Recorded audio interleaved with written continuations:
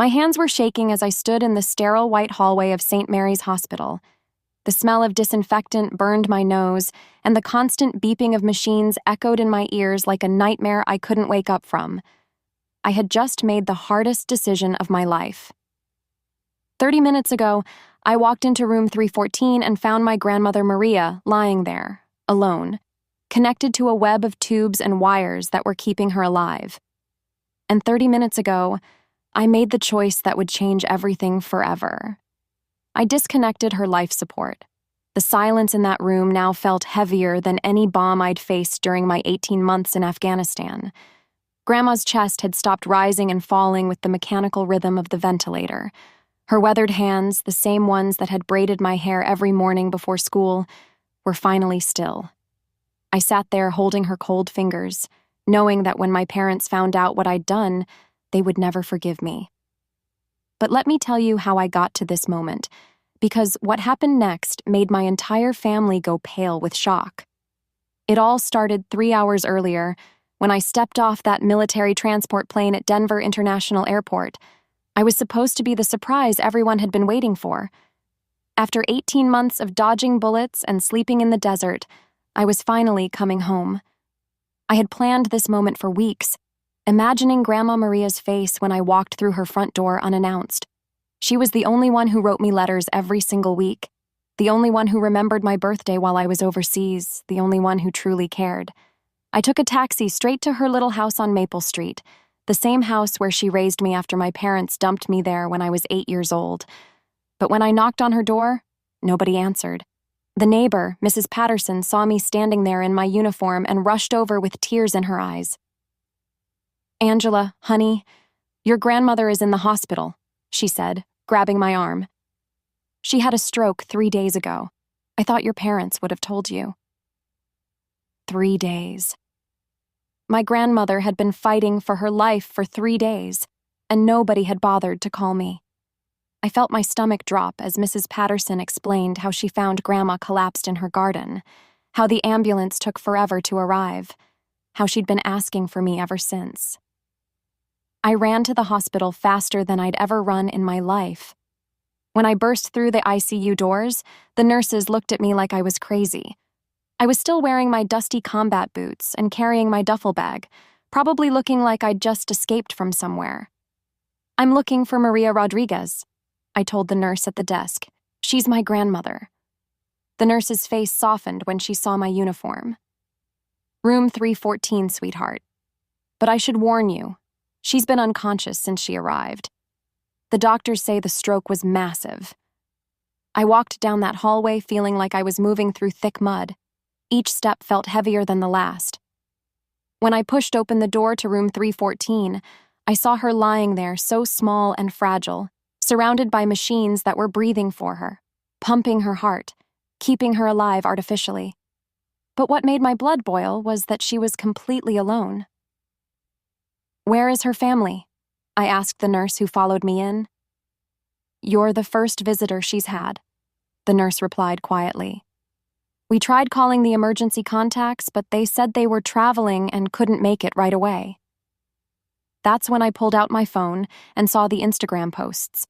My father Robert and stepmother Linda were living it up in Paris, posting pictures of fancy restaurants and designer shopping bags. While Grandma Maria lay dying alone, they were sipping champagne at the Eiffel Tower. I called them immediately, my hands shaking with rage. "Angela, what are you doing calling us? Aren't you supposed to be deployed?" My father answered casually. "Grandma is dying and you're posting vacation photos?" The line went quiet for a moment. Then my stepmother's voice came through, annoyed and distant. "We'll catch the next flight home, Angela. Don't be so dramatic."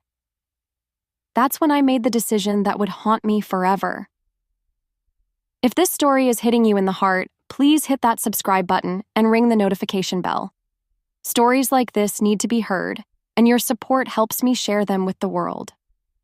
As I sat in that empty hospital room, holding Grandma's lifeless hand, memories flooded back like a dam had burst in my mind.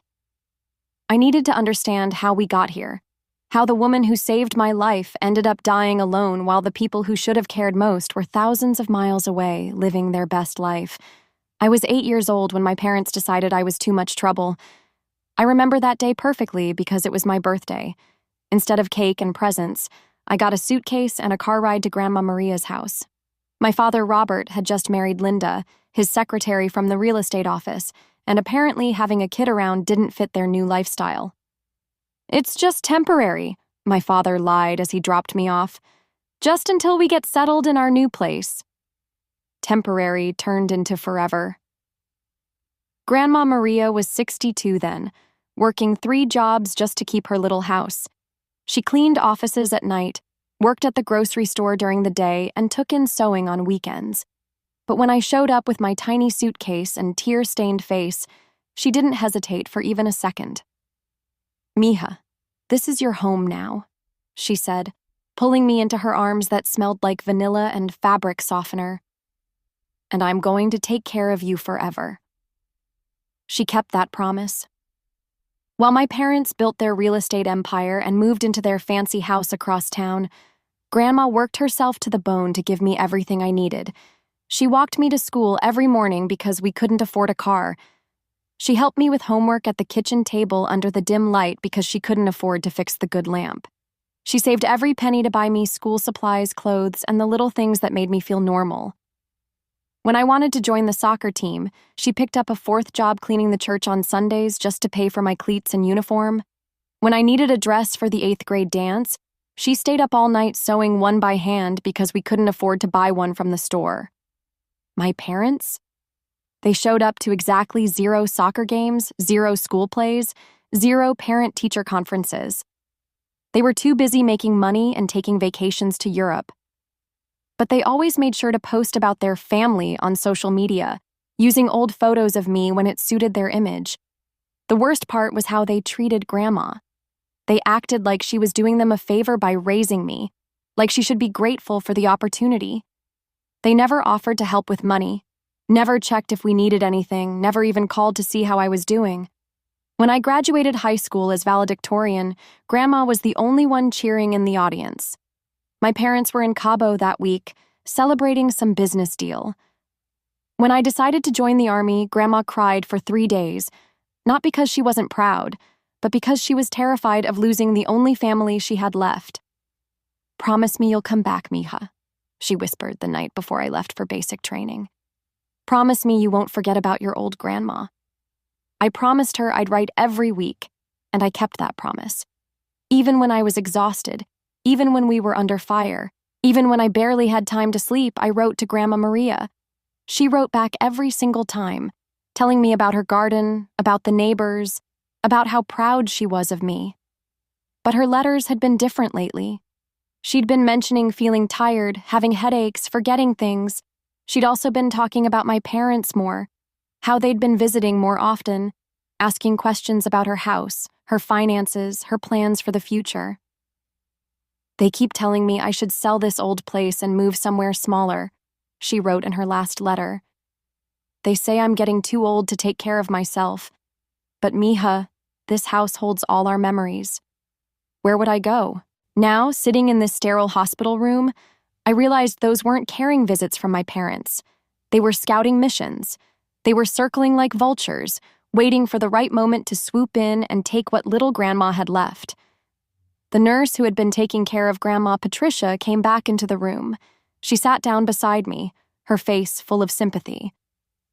"Your grandmother talked about you constantly," she said softly. "Every day she'd ask if you'd called, if there was any word from you.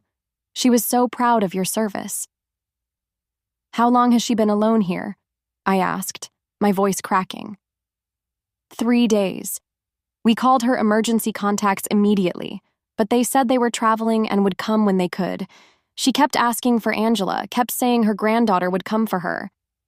That's when my phone buzzed with a text from my father. "Landing in 2 hours. Don't do anything stupid until we get there." Too late for that. The automatic doors of the hospital slid open with a whoosh, and I heard them before I saw them. My stepmother Linda's high heels clicked against the polished floor like a countdown timer, each step echoing through the quiet hallway. My father's voice boomed as he demanded directions from the front desk, that same commanding tone he used when closing real estate deals. I was still sitting in room 314, but now the machines were silent. The ventilator that had been breathing for Grandma was unplugged. The heart monitor showed a flat line. The IV drip had been stopped. 30 minutes had passed since I made the decision that would change everything, and now my parents were here to face what I had done. "Where is she? Where's my mother?" My father's voice carried down the hallway. I heard Nurse Patricia trying to explain the situation, her voice getting quieter as my father's got louder. Then came the sound of running footsteps, and suddenly they burst through the door like a hurricane. Linda stopped dead in her tracks when she saw the silent machines. Her perfectly applied makeup couldn't hide the shock on her face. She was still wearing her Paris vacation clothes, a designer dress that probably cost more than Grandma's monthly grocery budget, and her hair was styled like she'd just stepped out of a salon. My father, Robert, looked exactly the same as always. Expensive suit, gold watch, that fake smile he used on clients. But when he saw Grandma lying there motionless, his face went completely white. "What did you do?" he whispered, staring at me like I was a stranger. "I did what you should have done 3 days ago," I said, standing up slowly. "I was here for her." Linda let out a sound that was half sob, half scream. "Oh my God, Robert, she's gone. She's actually gone. I never got to say goodbye." "You had 3 days to say goodbye," I shot back. 3 days while you were posting pictures of croissants and shopping bags." My father's shock quickly turned to anger. "Do you have any idea what you've done? Do you understand the legal implications of this? You can't just walk into a hospital and disconnect life support. That's murder, Angela." "Murder?" I stood up, my military training kicking in as I faced him down. "You want to talk about murder? Where were you when she was calling you every day begging for help? Where were you when she was having chest pains and dizzy spells? Where were you when she collapsed alone in her garden and lay there for hours before anyone found her?" Linda was crying now, but they weren't tears of grief. They were tears of panic. "The will," she whispered to my father.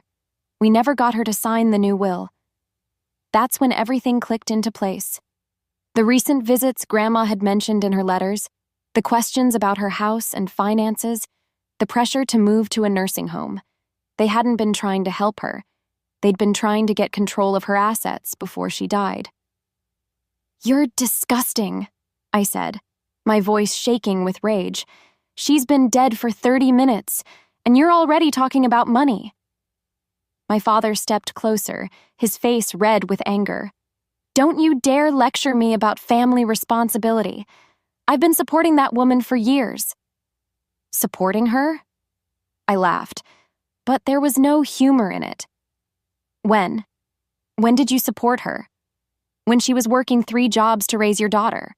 When she was eating rice and beans for dinner so I could have school supplies? When she was walking everywhere because she couldn't afford to fix her car?"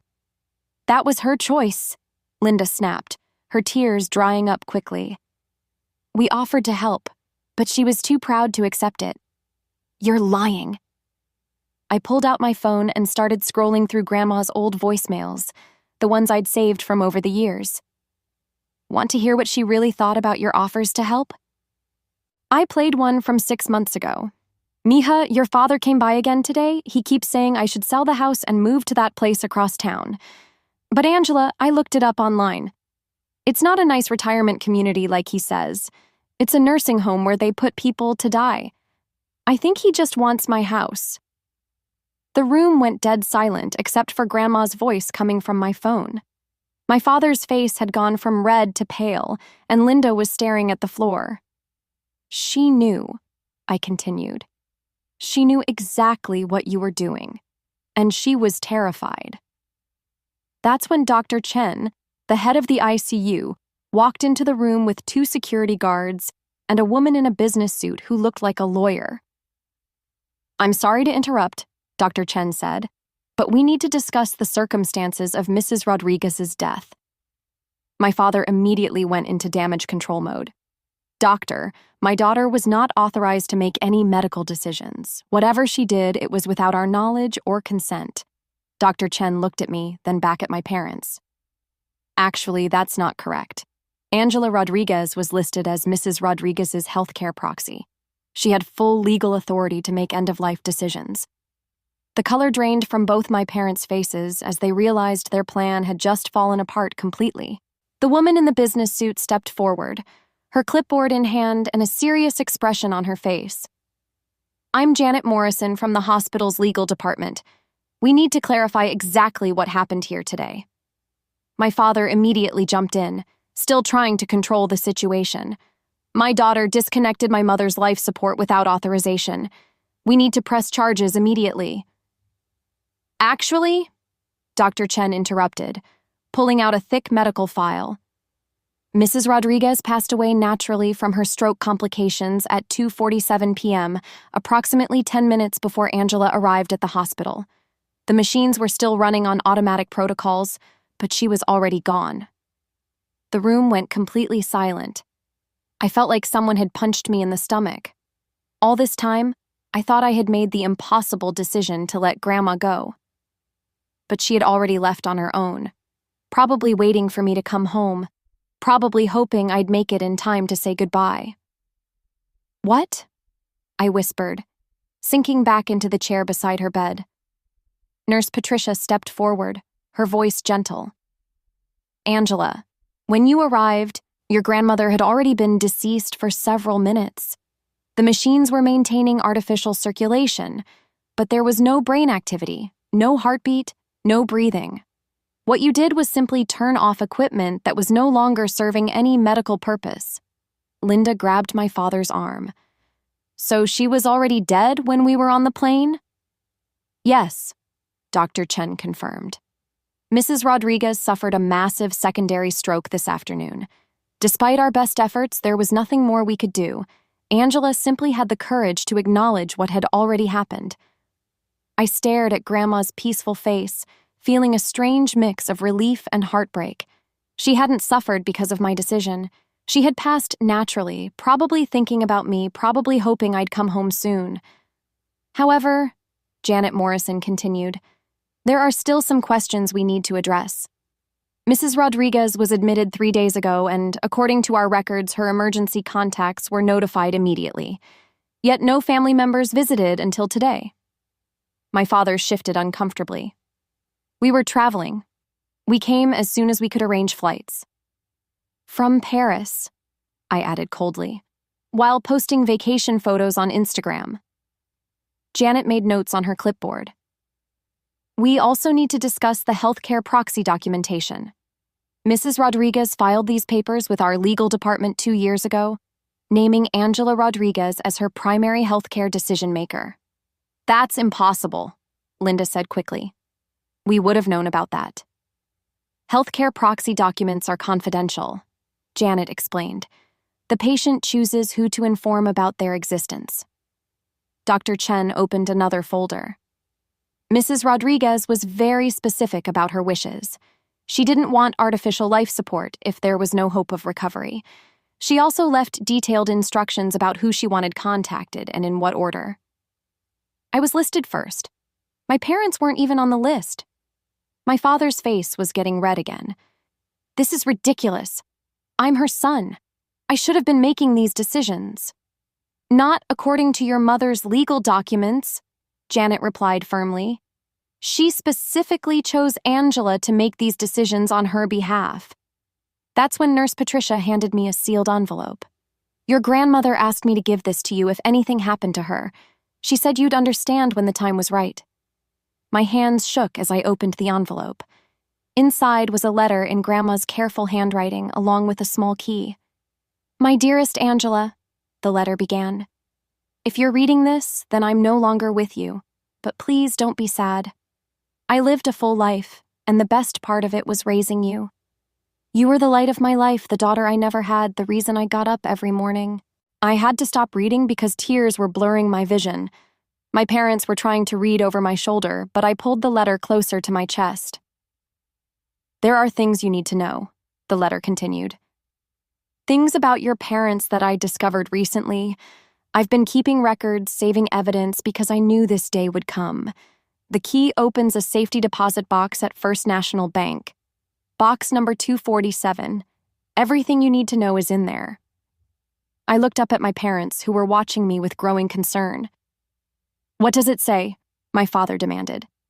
"She wants me to water her garden," I lied, folding the letter carefully and putting it in my pocket along with the key. But I could see in their eyes that they knew I was lying. And for the first time since I'd known them, my parents looked genuinely scared. Dr. Chen cleared his throat. "We'll need to complete some paperwork, but there's no investigation needed. Mrs. Rodriguez passed naturally, and all decisions made afterward were legally authorized." As the medical staff filed out of the room, my parents and I were left alone with Grandma's body and the growing tension of secrets that were about to be revealed. The next morning, I stood outside First National Bank with Grandma's key clutched in my sweaty palm. I hadn't slept all night, thinking about what could be in that safety deposit box.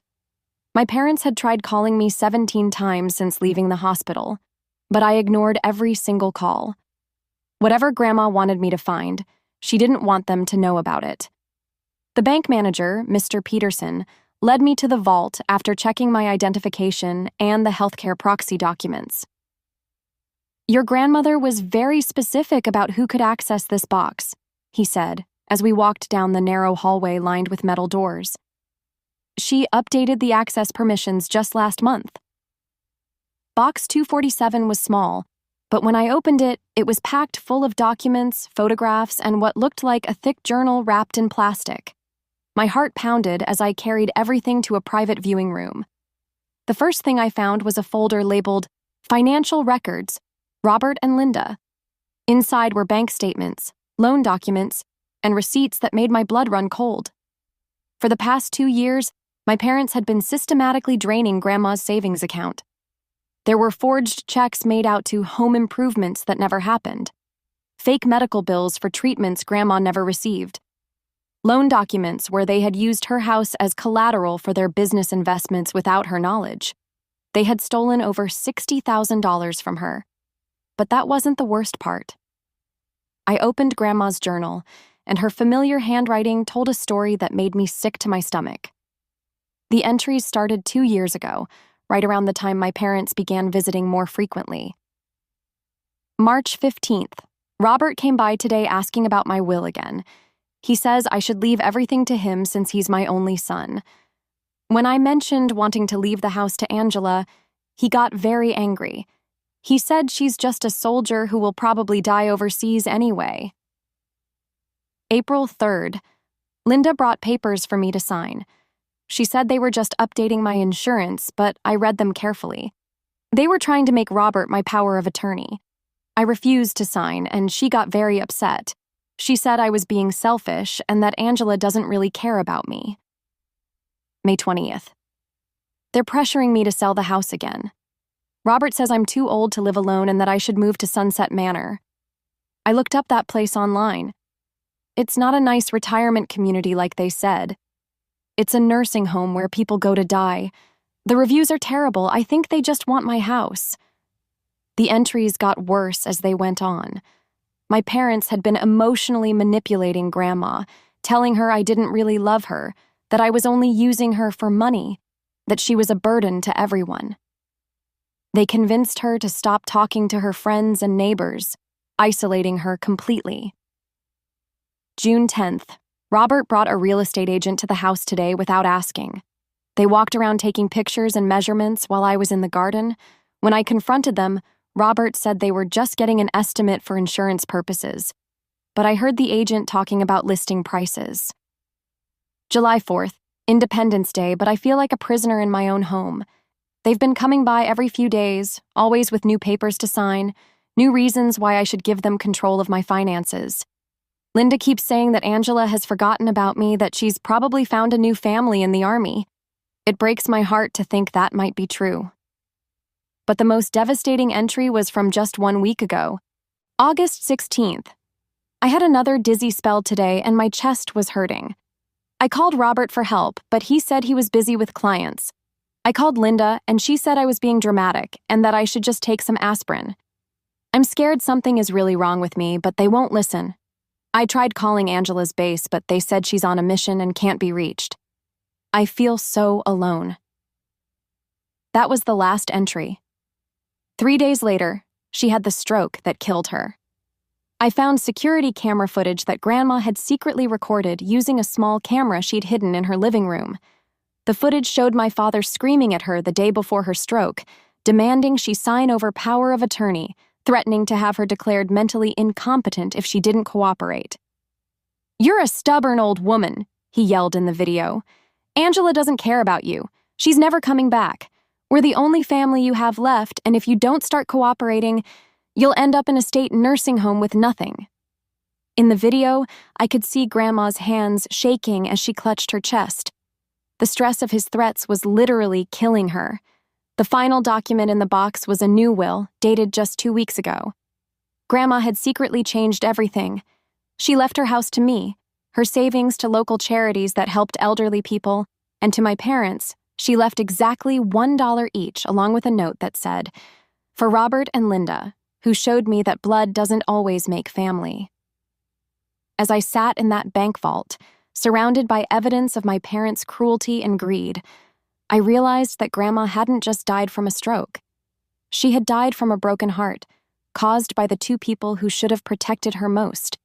And now I had the proof to make sure everyone knew exactly what kind of people they really were. 3 days later, St. Michael's Catholic Church was packed for Grandma Maria's funeral. The entire neighborhood had come to pay their respects to the woman who had touched so many lives.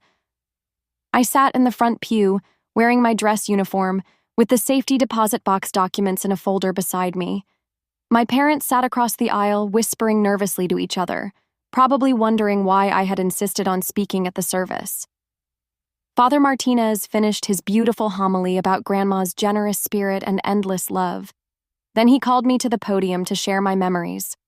I walked up slowly, my heart pounding, knowing that what I was about to do would change everything forever. "Thank you all for being here today," I began, looking out at the sea of faces. Grandma Maria was the most important person in my life.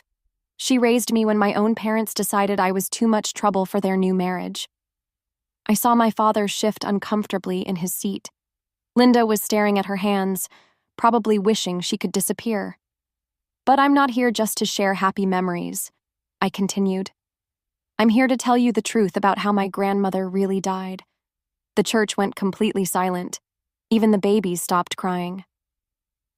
3 days before her stroke, my grandmother called my father, begging for help because she was having chest pains and dizzy spells. He told her she was being dramatic and hung up on her. She called my stepmother, who said she should just take some aspirin and stop bothering them. Gasps echoed through the church. My parents' faces had gone completely white. "But that's not the worst part," I said, opening the folder. "For the past 2 years while I was serving overseas, my parents systematically stole over $60,000 from my grandmother's savings account. They forged checks, created fake medical bills, and used her house as collateral for their business loans without her knowledge." The murmur of shock grew louder. I saw Mrs. Patterson in the third row, tears streaming down her face as she realized how badly Grandma had been treated. They isolated her from her friends, convinced her that I didn't love her anymore, and pressured her constantly to sign over power of attorney so they could control her assets. The day before her stroke, my father screamed at her for over an hour, threatening to have her declared mentally incompetent if she didn't cooperate. My father stood up suddenly. "Angela, stop this right now. This is neither the time nor the place for—" "Sit down," I said firmly, my military voice carrying through the church. "I'm not finished." He sat down, probably realizing that everyone in the church was staring at him with disgust. "My grandmother knew what they were doing," I continued. "She kept detailed records of their abuse and theft. She secretly recorded their threats. And 2 weeks before she died, she changed her will, leaving everything to me and local charities, cutting them out completely." Linda let out a sob, but it wasn't grief. It was the sound of someone realizing their plan had failed completely. The medical examiner confirmed that my grandmother's stroke was triggered by severe emotional stress. My parents didn't just steal her money, they literally scared her to death. I pulled out the last document from the folder. "This is a complaint I filed yesterday with the district attorney's office for elder abuse, financial exploitation, and fraud. The FBI's Financial Crimes Unit is already investigating their business practices. My father jumped up again, his face red with rage. You can't prove any of this. Actually, I can, I said calmly. Grandma recorded everything. She has hours of video footage of you threatening her, bank records showing the forged checks, and a detailed journal documenting 2 years of emotional abuse. The church erupted in angry voices. People were standing up, pointing at my parents, calling them disgusting. Mrs. Patterson was shouting about how she knew something was wrong but didn't know how to help. My parents tried to leave, but the crowd blocked their way. Someone had already called the police, and I could hear sirens in the distance. As they were led away in handcuffs, my father turned back to me one last time. You'll regret this, Angela. We're still your family. No, I said, looking at all the neighbors and friends who had loved Grandma Maria. These people are my family. You're just strangers who happen to share my DNA. 6 months later, I used Grandma's inheritance to establish the Maria Rodriguez Foundation, which helps elderly people avoid financial exploitation by family members. My parents were convicted on multiple felony charges and sentenced to 5 years in prison. I kept Grandma's house exactly the way she left it, and every morning I tend to her garden, knowing that somewhere she's smiling and proud that I finally came home to stay. The truth had set us both free,